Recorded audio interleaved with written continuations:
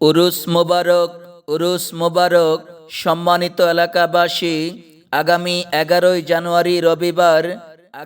11ই রবিবার কাইতলা পূর্বপাড়া হজরত হাসান আলী শাহ মাজার প্রাঙ্গণে হজরত হাসান শাহ রাহমাতুল্লাহ আলাইয়ের 121তম বাৎসরিক উরুস মোবারক উপলক্ষে বিশাল বাউল গানের আয়োজন করা হইয়াছে।